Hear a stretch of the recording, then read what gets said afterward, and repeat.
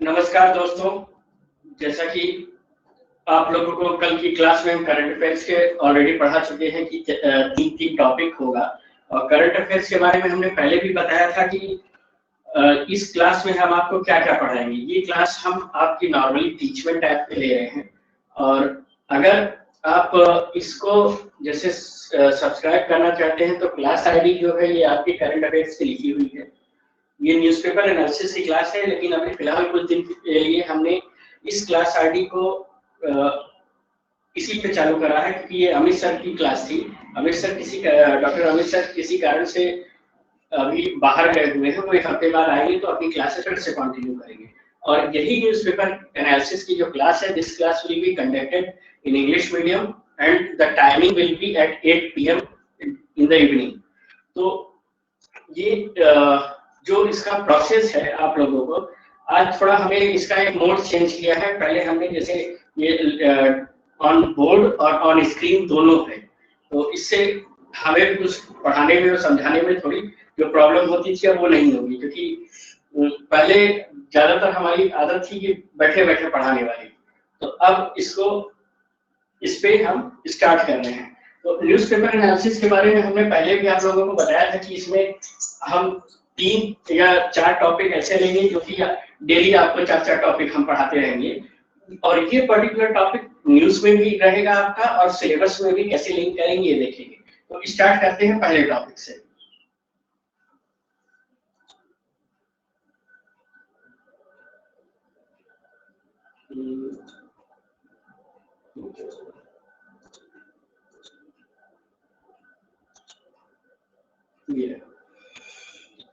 ये आपकी पहली न्यूज है। अगर आप जैसे टीचमेंट टैब पे देख रहे होंगे तो आपको ये दिखाई दे रहा होगा। इसमें न्यूज में क्या है, अभी ये लेटेस्ट कल की न्यूज है कि हाई कोर्ट जो है डायरेक्ट्स NHRC यानी national human right commission to examine complaints of Bengal violence. अभी कुछ दिन पहले आप लोगों ने देखा था कि वेस्ट बंगाल में जो इलेक्शंस हुए थे, इलेक्शन के बाद वायलेंस काफी हुआ था, जिसमें सेंट्रल गवर्नमेंट ने ममता गवर्नमेंट के ऊपर काफी दबाव बनाया था और ऊपर से नेशनल ह्यूमन राइट कमीशन ने भी दबाव बनाया था कि ये वायलेंस क्यों हुए। क्योंकि इलेक्शन के दौरान बंगाल में वायलेंस होना ये एक आम बात हो गई है। नॉर्मली इसे पॉलिटिकली मोटिव ज्यादातर देखा गया है।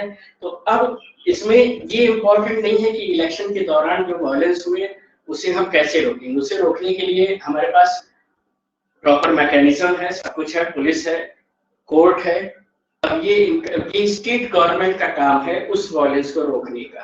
अगर लॉ एंड ऑर्डर बिगड़ता है तो उसमें सेंट्रल गवर्नमेंट का जो लॉ है वो इम्प्लीमेंट करेगा।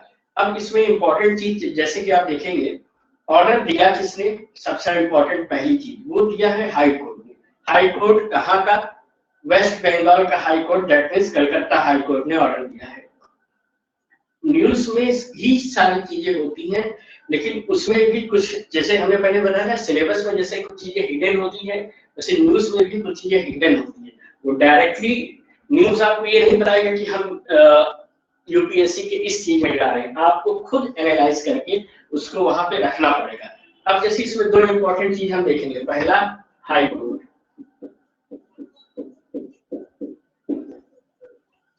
हाई कोर्ट का मतलब क्या है, हाई कोर्ट यहाँ पे दिया है और ये किसको कर रहा है, ये गाइड कर रहा है नेशनल ह्यूमन राइट कमीशन को। किसको गाइड कर रहा है, इसमें नेशनल ह्यूमन राइट कमीशन। यानी कि अब इसमें हम देखेंगे सबसे बड़ी और इंपॉर्टेंट चीज की the power and function of the high court. High court का पावर क्या है, फंक्शन क्या है, किस बेसिस पे वो नेशनल ह्यूमन राइट कमीशन को ऑर्डर दे सकता है। ऑर्डर बिल्कुल दे सकता है क्योंकि वो कोर्ट है। जुडिशियल एक्टिविज्म का आपने नाम सुना होगा, उस एक्टिविटी के थ्रू कोर्ट इसको ऑर्डर दिया। क्यों, क्योंकि इसके काम में प्रॉब्लम कर रही थी ममता दीदी। ममता दीदी क्या कर रही थी, कोई भी यहाँ से कमेटी जाती थी उसको वो वहां पे काम नहीं करने देती थी। वो पूरा चीज स्टॉप कर देती थी कि आप हमारे यहाँ पे इस तरह की चीजें नहीं कर सकते हैं। अभी आपने देखा ही होगा कि ममता जी भी हड़ताल में बैठ गई थी। सीबीआई वाले कुछ उनके पार्टी के मेंबर्स को ले गए थे इंक्वायरी करने के लिए, तो दीदी भी वहां पे पहुंच गई। तो एज ए चीफ मिनिस्टर ये उनको नहीं करना चाहिए था, लेकिन अब क्या करें, पॉलिटिक्स है तो वो तो करना ही पड़ेगा। तो अब नेशनल ह्यूमन राइट कमीशन का प्रॉब्लम क्या रहा था, ये जांच कर रहा था जो वायलेंस हुई थी उसको लेकर के। इसने अपनी पावर डिस्ट्रीब्यूट किसको कर दी, इसने कर दिया स्टेट ह्यूमन राइट कमीशन को। यानी देखिए ये एक प्रॉपर चैनल से डिसेंट्रलाइजेशन ऑफ पावर को भी दर्शाता है। जब आप सिलेबस मेंस का जैसा कि हम एक्सप्लेन किए थे, तो उसमें हमने आपको बताया था कि एक सेंट्रलाइज्ड पावर है और बाकी ये डिसेंट्रलाइज्ड पावर है। ये क्या है, ये सेंट्रल में है, ये स्टेट में है।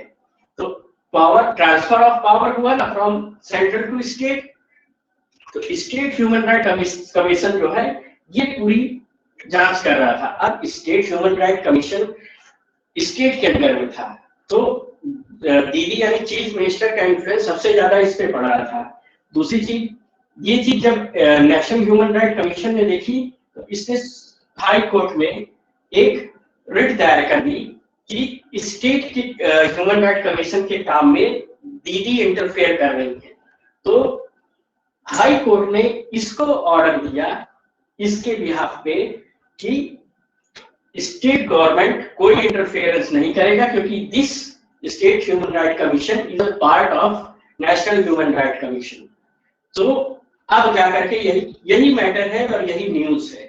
तो आपको ये दोनों चीजें, ये तीनों चीजें देखनी पड़ेगी, the functioning of high court, national human right commission, state human right commission. ये तीन चीज न्यूज में, तीन टॉपिक इंपॉर्टेंट है। इसके बाद जो सबसे ज्यादा इंपॉर्टेंट है वो है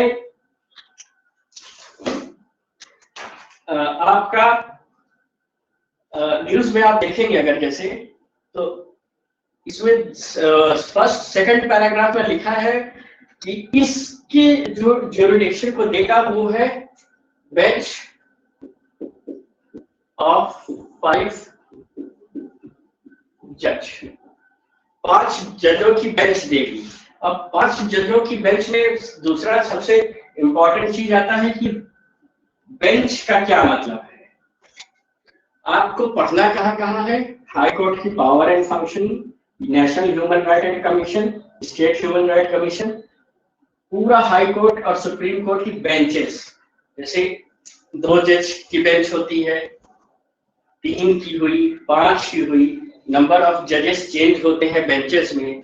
तो ये कैसे होता है, अब ये जो आपका बेंच वाली पावर है, ये बेंच किस में जाती है, बेंच किस में जाती है मतलब ये बेंच बनाने की पावर कहाँ है, सुप्रीम कोर्ट के पास है, किसमें, अंडर, एक मिनट इसमें लिखिए, ये आर्टिकल 143 में आता है। ये आर्टिकल 143 में आपका पूरा जो है, जिसमें कि आपका काफी चीजें आती हैं, उसमें ये भी पावर आती है सुप्रीम कोर्ट को कि वो बेंच बनाएगा। हाई कोर्ट तक को पूरी पावर दे दी गई है कि कितने जजेस की कितनी बेंच होगी, उसमें कौन कौन रहेगा, ये सब आपका इसमें प्रोविजन। तो इसमें आर्टिकल 143 कहीं नहीं दिया गया है न्यूज में, लेकिन ये इनडायरेक्ट है कि आया कहां से, इसी में से आया, सबसे इंपॉर्टेंट चीज।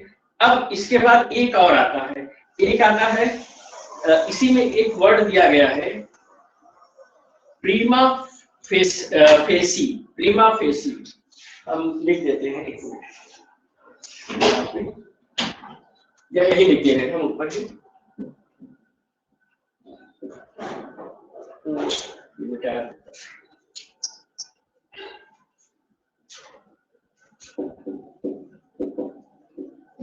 प्रीमा फेसी।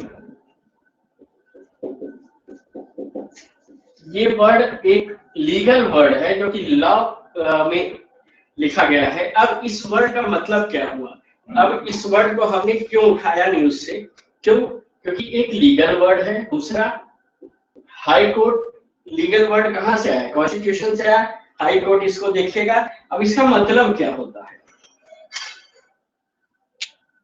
इसका मतलब क्या होता है, इसका मतलब ये होता है कि एक प्रत्यक्ष चीज जो पहली बार आप देखेंगे उसके आधार पर इसे बेस बना करके जो भी डिसीजन होगा पहली बार, बाद में वो डिसीजन चेंज हो जाए वो अलग चीज है। जैसे आप एक तरह से देखिए एफआईआर लिखवाते हैं, फर्स्ट इंफॉर्मेशन रिपोर्ट हुई ना वो, तो उसी तरह से ये भी है कि जो भी डिसीजन या जो भी निर्णय लिया जाएगा इसके आधार पर कोर्ट लेगी जो पहले प्रत्यक्ष हुआ था, नहीं तो उसके आधार पे और कुछ नहीं लेगी। अगर ये आपको नहीं दिख रहा है ब्लैक बोर्ड पे जो हमने लिखा है, तो इसको इतना वो परेशान होने की जरूरत नहीं है।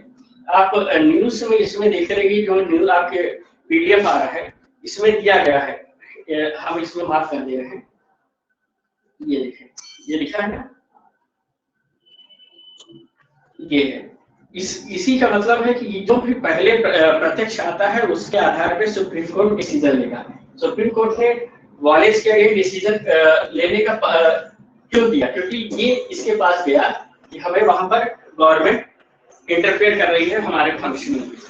तो अब इसके बाद दूसरी सबसे मेजर चीज आई कि एक west Bengal state legal service authority बनाई गई है, जिसमें कि west Bengal state legal authority इसी न्यूज का एक पार्ट है, इसी न्यूज में। तो अब इस अथॉरिटी का काम क्या है? ये particular authority national human right commission और स्टेट ह्यूमन राइट कमीशन को हेल्प करती है डिसीजन लेने में। क्या वहां पे हुआ था, मतलब पूरी तरह से एक इन्वेस्टिगेशन में इसका हेल्प कराएगी। तो ये छोटी छोटी चीज थी। अब कोर्ट ने ममता गवर्नमेंट को ऑर्डर दिया है कि अगर नेशनल ह्यूमन राइट कमीशन और स्टेट ह्यूमन राइट कमीशन के वर्किंग प्रोसेस में अगर there will be any problem, then it will be assumed that government is doing against the decision of the court and it will accepted as a contempt of court। यानी यहाँ पर दूसरा सबसे last important topic क्या आता है? Court ने दिया कंटेम्प्ट ऑफ कोर्ट, कि अगर ये चीज गवर्नमेंट नहीं फॉलो करती है तो उसे कंटेम्प्ट ऑफ कोर्ट माना जाएगा।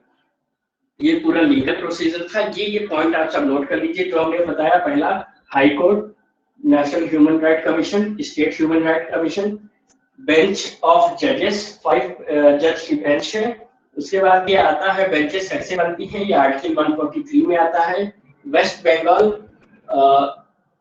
इसमें जो सिक्योरिटी वाला है, स्टेट लीगल सर्विस अथॉरिटी जो बनाई गई है,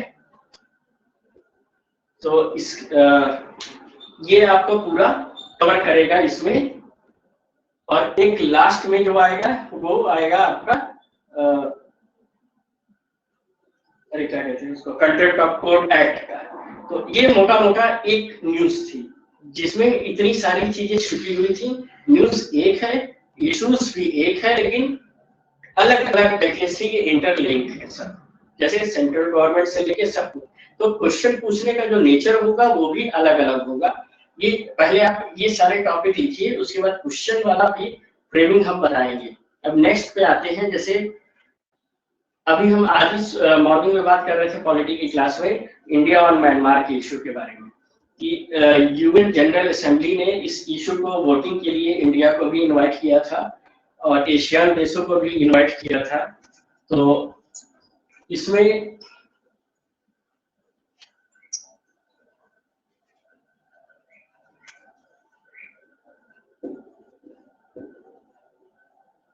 यूएन ने, अब इसमें इंपॉर्टेंट क्या है, न्यूज में अगर हम देखें तो इसमें सीधा सीधा बता रहा है कि इंडिया जो था यूनाइटेड नेशन की जनरल की वोटिंग में एब्सेंट था। एब्सेंट क्यों था?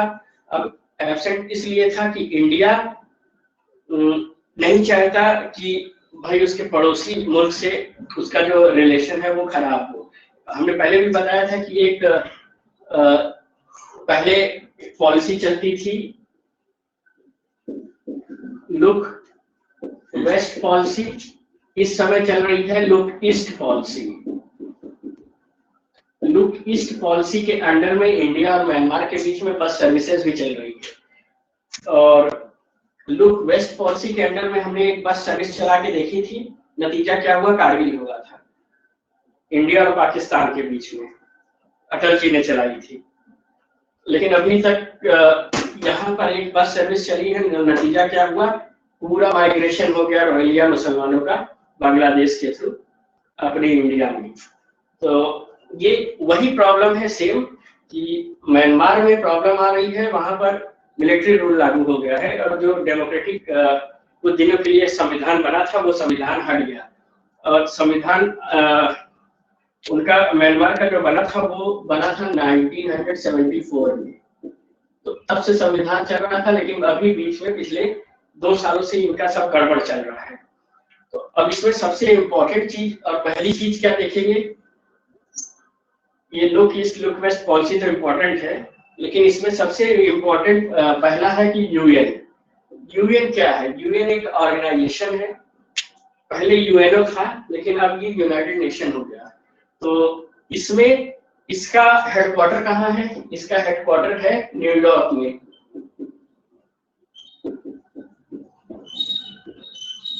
यूएन का हेडक्वार्टर न्यूयॉर्क में है।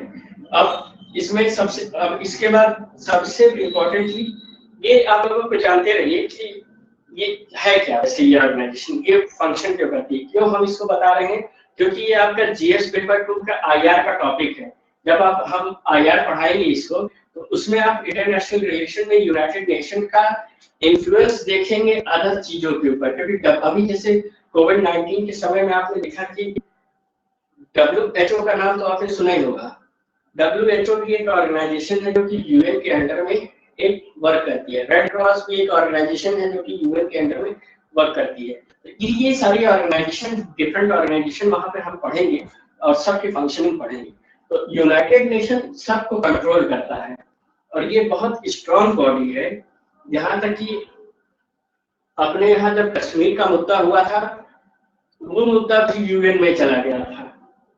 तो हर जगह की डिस्प्यूट सुलझाने के लिए यूएन का है। अभी इंडिया परमानेंट मेंबर यूएन का नहीं है, लेकिन ये जो म्यांमार की वोटिंग में एब्सेंट हुआ, इससे उसकी परमानेंट मेंबरशिप के लिए भी प्रॉब्लम क्रिएट हो सकती है, ऐसा लोगों का मानना है। ऐसा जो हमारे पॉलिटिशियंस हैं और जो पॉलिटिकल थिंकर्स हैं जो अपने इंडियन सोसाइटी के, वो कह रहे हैं कि ये प्रॉब्लम क्रिएट करेगा, क्योंकि पहले से भी प्रॉब्लम हो रही थी, चाइना उसे हमेशा नेगेटिव वोट देता था। लेकिन अब यहाँ पे प्रॉब्लम क्या हो रही है, इंडिया ने खुद ही यूएन का अपोज कर दिया म्यांमार को लेकर के। तो ये एक भाई इंडिविजुअल थी, क्यों इंडिविजुअल है, क्योंकि इंडिया जो सोवरेन कंट्री, वो अपने इंटरनल एक्सटर्नल डिसीजन खुद ले सकता है, कोई इंटरफेयर नहीं करेगा। इंडिया ने लिया, अच्छी बात है। अब टोटल नंबर ऑफ कंट्रीज कितनी थी म्यांमार के अगेंस्ट में? यूएन में 119 कंट्रीज थी। 119 कंट्रीज ने टोटल थी, जिसमें से 36 कंट्रियां एब्सेंट थी, इन्होंने वोटिंग में पार्टिसिपेट नहीं किया, जिसमें इंडिया था, चाइना थे। ज्यादातर एशियन देश जो थे, एशियन का आपने नाम सुना होगा, नॉर्थ सॉरी ये है एशियान, ये पूरा एक, अभी हम मैपिंग में भी दिखाते हैं आप लोग को। ये देखिए, ये एशियान के पूरे देश हैं, जिसमें इंडिया इंक्लूड नहीं है। बाद में इसमें इंडिया इंक्लूड होता है, इंडिया, चाइना और ऑस्ट्रेलिया, ये 3 इंक्लूड होते हैं। 6+ एशियन हो जाते, 3+ एशियन होते हैं।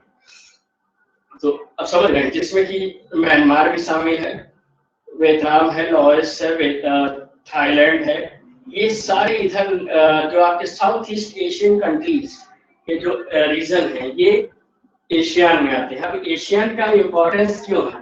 क्योंकि ये आईआर का भी टॉपिक है, दूसरा पॉलिटी में भी आता है, तीसरा इकोनॉमिक रिलेशन इंडिया के यहाँ से अच्छे हैं, क्योंकि जावा सुमात्रा मसाले का ट्रेडिंग सेंटर रहा है पहले से भी। ज्योग्राफी में ये कैसे रिलेटेड है? ज्योग्राफी में जब आप मेंस पढ़ेंगे तो मेंस की ज्योग्राफी में एक पोर्शन है नीचे, India's relation with the south east Asian countries, है ना, ट्रेड रिलेशन, जिसमें फ्लोरा एंड फन्ना, उसमें सब कुछ इंक्लूड है। तो साउथ ईस्ट एशियन कंट्रीज में यही कंट्रियां आती हैं जो कि पूरा एशियान है, जिसमें फिलीपींस आ जाता है आपका। अब तो एशियान में जापान भी है। अब जैसे कि अगर हम देखें तो इसमें म्यांमार वाले टॉपिक में आपका जापान भी है, जापान भी इसमें इन्वॉल्व है, इसलिए इनडायरेक्टली, क्योंकि जापान का सबसे ज्यादा इन्वेस्टमेंट जो है वो म्यांमार में लगा हुआ है, और अगर वहां पर एक स्टेबल गवर्नमेंट नहीं होगी तो भाई अपनी दूसरी कंट्रियों का अपना इन्वेस्टमेंट कैसे निकाला जाएगा।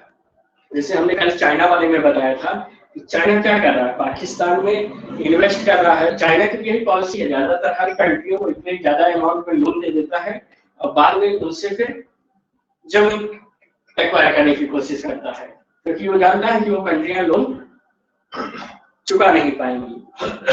ये इतना एशियन का सबसे इम्पोर्टेंट था। तो हम क्या बताने जा रहे थे, यूएन के बारे में। पहले वापस आ जाते हैं न्यूज पे।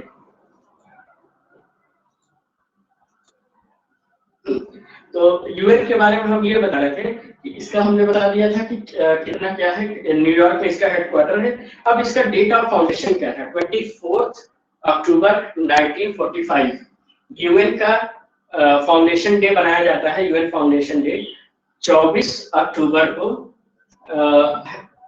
लिख देते हैं यहाँ पे, 24 अक्टूबर 1945 यूएन डे मनाया जाता है 24 अक्टूबर को, और फाउंडेशन इसकी हुई थी 1945 में, 24 अक्टूबर 1945 में। ये इम्पोर्टेंट था। ये कुछ चीजें हैं जैसे कि आपको आंसर राइटिंग में अगर या कभी कभी प्रीलिम्स में भी ऑब्जेक्टिव टाइप में पूछ लेता है कि यूएन फाउंडेशन डे कब है, तो ये आप जाने रहिए, क्योंकि यूनाइटेड नेशन से लगी हुई चीजें हैं और करंट की न्यूज में था, इसलिए that's why these things are important. तो अब इसमें दूसरा चीज देखेंगे सबसे इम्पोर्टेंट, ये जो यूएन की जनरल असेंबली का, जैसे कि आपने इसमें स्क्रीन पे आपके दिख रहा है, तो इसमें यूएन का मोटो क्या है, मतलब उसका एक कोई भी चीज जो संस्था हो, जैसे हमारी ही संस्था है वेद आईएएस का मोटो क्या है, विद्या ददात विनयम। ये वेद आईएएस का मोटो है। विद्या जो है विनम्रता देती है, यानी आपको पोलाइट बनाती है, क्रूएल नहीं बनाती। तो ये मोटो हमारा है, हमारे वेद आईएएस का। उसी तरह यूएन का भी एक मोटो है। इसका मोटो क्या है, दिस इज, हम यहाँ लिख दे रहे हैं,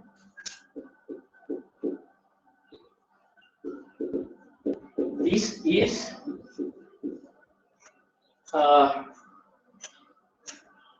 योर वर्ड। ये इसका मोटो है, ये आपकी दुनिया है, यानी इसका मोटो है दिस इज योर वर्ल्ड। ये इंपॉर्टेंट चीज इतनी थी जो कि आपने इसको देखा। और एशियान में सबसे जरूरी था जो कि association of south east Asian nation है ये पूरा। तो इसका भी इम्पोर्टेंस क्या है, इसकी फंक्शनिंग क्या है। दूसरा रिलेशन, अगर आईआर हम देखेंगे तो इसमें एक चीज सबसे इम्पोर्टेंट देखेंगे, ये हम आपको बताएंगे एक एक कंट्री का रिलेशन इंडिया के साथ, जैसे कि relation of India with Asian nation है, एशियन कंट्रीज। तो कैसा है, अभी तक तो हमें नहीं दिखा कोई, तो क्योंकि वोटिंग में सिर्फ 2 कंट्रियों ने विरोध किया पूरी तरह से, मतलब विरोध क्या कहेंगे उसको, अपोज किया, क्योंकि सबसे ज्यादा बाहुल वहां पे मुस्लिम है। एक आपका मलेशिया, दूसरा इंडोनेशिया में, और एक बेलारूस करके कंट्री थी जिसने टोटल इसके अगेंस्ट वोट किया। यानी कि ये जो 119 कंट्रियों में सिर्फ एक कंट्री ऐसी थी, 36 पर एक्सेप्ट रहे, एक कंट्री ऐसी थी जिसने अगेंस्ट में वोटिंग की, वो थी बेलारूस। बेलारूस ठीक इतना मोटा मोटा था। ये एशियन के बारे में और यूनाइटेड नेशन के बारे में म्यांमार। एक इस पर हम म्यांमार के ऊपर पूरा हम एक छोटा सा वीडियो लाएंगे 20 से 25 मिनट का, कि म्यांमार की कंडीशन ऐसी क्यों है और उसमें क्या किया जा सकता है, क्योंकि अभी वहां पे ये प्रॉब्लम चल रही है। तो अभी आप इसको न्यूज में म्यांमार वाला अगर कोई आता है तो आप इसको जरूर देखिए और पढ़िए, क्योंकि ये सब क्वेश्चन ऐसे हैं कि ये डायरेक्ट क्वेश्चन नहीं पूछेगा, मे बी आईआर से पूछ ले या पॉलिटी में आपका प्रीलिम्स में आएगा, या आप इसको उसमें क्या कहते हैं निबंध के तौर पे भी देख सकते हैं इंडिया रिलेशन की तरह से। और आईआर में तो डेफिनेट क्वेश्चन आने है, नहीं तो ज्योग्राफी से रिलेट करके पूछ लेगा भाई। ज्योग्राफी से क्यों पूछेगा? क्योंकि इंडिया की बाउंड्री म्यांमार से लगी हुई है। आपका पूरा इधर का जो नागालैंड वाला एरिया है, अराकन योमा वाला हिमालय पूरा वहां तक नीचे तक गया है, तो वो सब एरिया इंडिया से लगे हुए हैं। तो ये सब ज्योग्राफी से भी लिंक है। कैसे लिंक है ये सब हम ज्योग्राफी वाली क्लास में आपको जब मैपिंग पढ़ाएंगे, क्योंकि ये मैपिंग का पोर्शन है, तब उसमें हम आपको जो चीज यहाँ देखिए अभी आप करो क्या, सिर्फ सिंपल जो हम समझा रहे हैं उसको पॉइंट में एक बढ़िया कॉपी बना के उसमें नोट कर लो। ये सारी चीजें आप थोड़ा हमने हिंट दे दिया आपको, आप पढ़ो, इतना हिंट काफी है। और कि आपको क्वेश्चन कहाँ से पुट अप होंगे, बाकी इस पे क्वेश्चन बना करके भी हम आपको टेस्ट सीरीज के माध्यम से देंगे, तो आपको एक प्रैक्टिस भी हो जाएगा कि हाँ इस तरह के क्वेश्चन बनेंगे। तो आगे बढ़ते हैं हम नेक्स्ट न्यूज पे। ये अपने यहाँ की न्यूज है एक डैम प्रोजेक्ट के बारे में,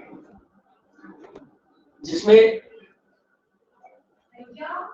मेकाटाडू, एक मिनट बस,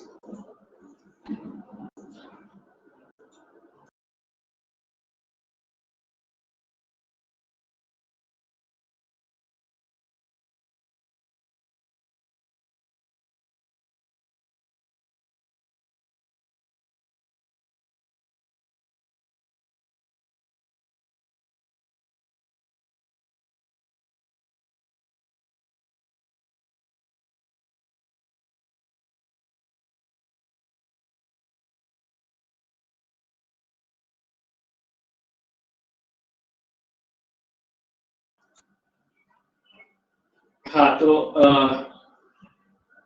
हम कहाँ थे? हाँ, ये एक मेकाटाडू डैम है, ये कर्नाटका में है और तमिलनाडु के बॉर्डर पे। तो इस डैम के बारे में एक एनजीटी ने प्लान बनाया था। तो अब इसमें इम्पोर्टेंट क्या है, एक मिनट। पहला, डैम के बारे में तो आप लोग जानते ही हैं, ये ज्योग्राफी से रिलेट कर रहा है और कौन सा डैम इंडिया में कहाँ सिचुएटेड है, क्यों है, डैम बनाया क्यों जाता है। अभी कुछ दिन पहले एक डैम प्रोटेक्शन बिल भी आया था कि डैम को प्रोटेक्ट किया जाए, और डैम की हाइट बढ़ाने के लिए भी रिक्वेस्ट की गई थी। एक पर्टिकुलर डैम है सरदार सरोवर डैम, उसकी हाइट भी बढ़ाना था। और क्योंकि बहुत काफी पुराना डैम हो चुका था, और डैम की ये लड़ाई अपने इंडिया में है काफी। केरला में भी डैम की लड़ाई सुने थे, ये वाला भी डैम का प्रोजेक्ट है। तो इस डैम को बनाने के लिए एक जैसे कल हम बता ही रहे थे आपको कि डिपार्टमेंट्स के बीच में जो कॉन्फ्लिक्ट होता है, उस कॉन्फ्लिक्ट को दूर कैसे किया जाता है। जैसे एनजीटी का काम क्या है, एनजीटी का मतलब हुआ नेशनल ग्रीन ट्रिब्यूनल, ठीक है।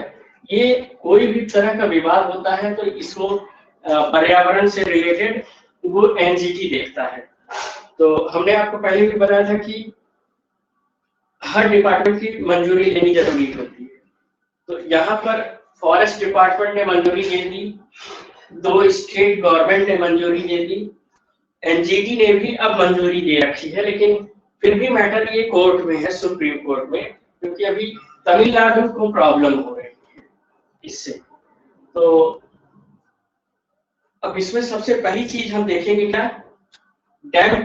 हम ये नहीं देख रहे हैं कि पर्टिकुलर डैम कहाँ पे है। ये डैम आप इसको नॉर्मली न्यूज में पढ़ भी लोगे, लेकिन इसमें इंपॉर्टेंट क्या है, NGT, role and function of NGT. NGT हर जगह एनवायरनमेंट का ही क्यों ठेका लेके बैठा है। Air quality index of Delhi का, उसमें भी एनजीटी, कहीं पे पेड़ कट रहे हो उसमें भी एनजीटी। तो ऐसा गवर्नमेंट ने क्या कर रखा है एनजीटी के साथ, ये हमें पूरा पढ़ना पड़ेगा। तो ये सब इश्यूज हैं, इसको आप नोट डाउन करते रहिए। एक एक इश्यूज पे छोटे छोटे वीडियोस आपको मिलते रहेंगे, क्योंकि अब अगर हम अभी इसको एक एक इश्यूज लेंगे लेंगे, धीरे धीरे लेंगे। पहले अभी ये एक ही दिन की क्लासेस स्टार्ट होंगे, चलने दीजिए अभी। जैसे जैसे हमारे पास टाइम बढ़ता जाएगा हम आपकी क्लासेस भी बढ़ाते जाएंगे और पूरी न्यूज को एक डिटेल एनालिसिस करेंगे। अभी नॉर्मली सिर्फ इसमें आप समझिए कि ये लेटेस्ट न्यूज है, इसमें पढ़ना क्या है, एनजीटी, दूसरा क्या पढ़ना है, डैम के बारे में, डैम के प्रोसेस क्या है, ये जो डैम सिक्योरिटी बिल आया था वो डैम सिक्योरिटी बिल क्या है, इस सिक्योरिटी बिल के ऊपर भी हम एक वीडियो बनाएंगे, सब आपको बताया जाएगा धीरे धीरे। लेकिन एक बार भी सब आपको दे दिया जाएगा तो आपके दिमाग में भी कुछ नहीं घुसेगा। पहले आप एनजीटी के बारे में समझो और डैम के बारे में। पहले आप ज्योग्राफी में डैम की लोकेशन देख लो, कौन सा डैम कहाँ लोकेट है, किस पहाड़ी पे है, किस स्टेट में है। सिर्फ ज्योग्राफी ही छोड़ो, इंडिया छोड़ो, पूरे वर्ल्ड के डैम देखो, जो मेजर इंपॉर्टेंट डैम्स हैं क्यों बने हैं, क्या कारण था। ज्यादातर तो इलेक्ट्रिसिटी के लिए बनाए जाते थे, इरिगेशन पर्पस से बनाए जाते थे। तो ये दोनों मेन पर्पस थे। पूरे वर्ल्ड के आप डैम मैपिंग के थ्रू पढ़ लो, तब आपको ये चीजें समझ में आने लगेंगी। तो आपको धीरे धीरे मिलेगा, सब कुछ मिलेगा, आराम से मिलेगा, टेंशन मत लो। लेकिन अभी इंपॉर्टेंट चीज समझो। दूसरा इसमें इंपॉर्टेंट न्यूज में जो है वो सबसे इंपॉर्टेंट चीज है, सुप्रीम कोर्ट में ये केस गया है, ठीक है। सुप्रीम कोर्ट तो पूरा, जैसे हमने अभी पहले बताया था, कोर्ट का फंक्शनिंग आपको उसमें पॉलिटी की क्लास में पढ़ाएंगे, functioning of the supreme court. इसमें उसके बाद सबसे इंपॉर्टेंट एजी आता है, एजी यानी अटॉर्नी जनरल।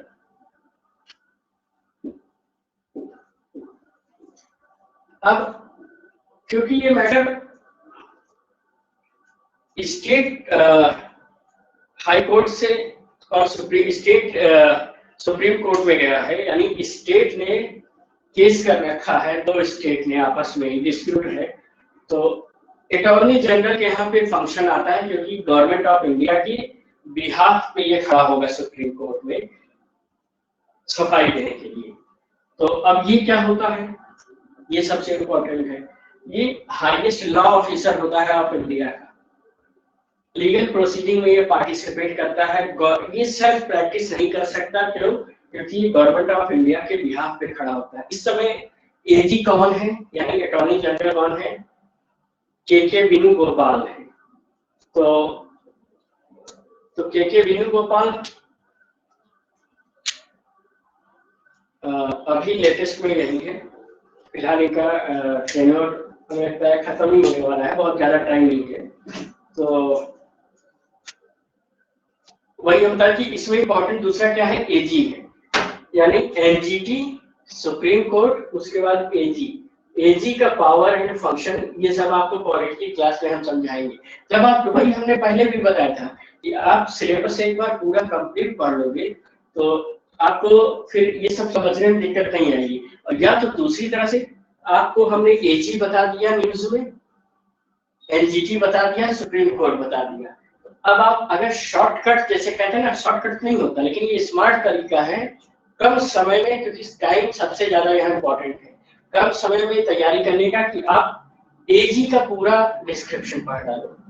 पूरा डिस्क्रिप्शन मतलब कि अटॉर्नी जनरल क्या है, उसकी फंक्शनिंग क्या है, कौन अपॉइंट करता है, किसको वो वोट कर सकता है, पार्लियामेंट की प्रोसीडिंग में पार्टिसिपेट करेगा कि नहीं करेगा, ये सब है, उसमें रूल है उसका।